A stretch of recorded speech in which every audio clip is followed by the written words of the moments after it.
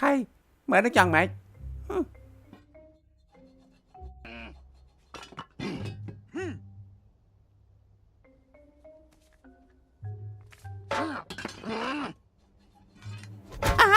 ចាំមើលអញប្រាប់ហើយចាំមើ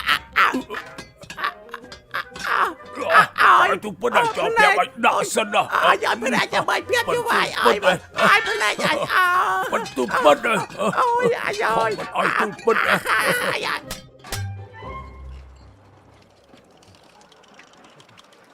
មួយពី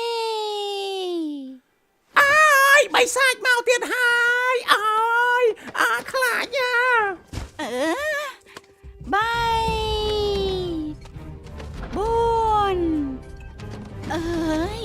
ប្រាំអាយប្រាំមួយប្រាំពីរប្រាំបីប្រាំបួន10ពួនរួចអើយនៅ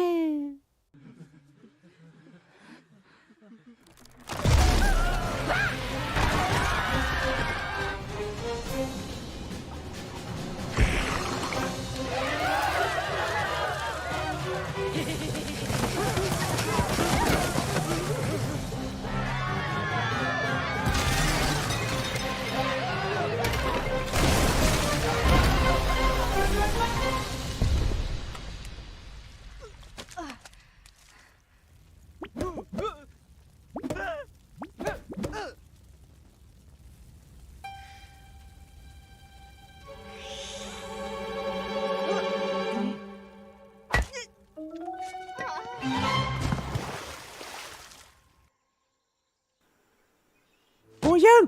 ត្រូវទៅសងសឹកលបងណាគិតឲ្យច្បាស់មើលតិចប្រយ័ត្នណាចាស់ដាក់ខ្ចប់ខ្ទប់ស្អីវាចេញពីផ្ទះអោលោកអ្នកភូមិឡើងវល់អស់ទៅហើយឆាប់ជួយរកវិធីសងសឹកកុំឲ្យវាចេះតែហ៊ានទៀត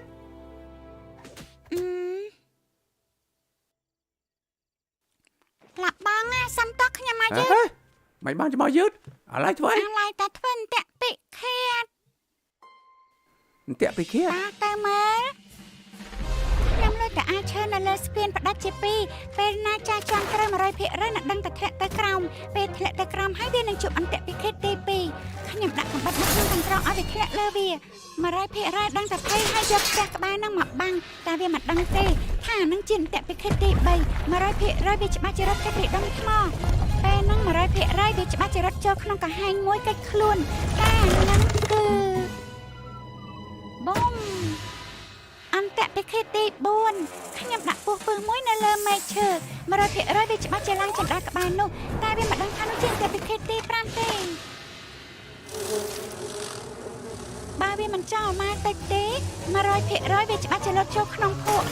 នេះជាអន្ទាក់ពិឃាតចង់បញ្ចប់ក្រោយស៊ីមេរៀននេះចប់ថៃនេះ 100% ថាក្មេងឈួតនឹងរៀងចាស់មកហើយឯងនេះឆ្លាតទៅពេលណាមកបាទខ្ញុំឆ្លាតយូរហើយចាំមើលបន្តិចទៀតដឹងតែល្អមើលល្អបងកំណត់ឯងឲ្យអួយហ្មងតែខ្ញុំថារៀនស្ទើរបន្តិចមកចាក់បន្លាថែមទៅពេលធ្លាក់ចូលទៅដឹងតែមុតប្រកាច់តែហ្មងហើយរួចហើយនោមដាក់តិចទៀតទៅឲ្យកាន់តែអែម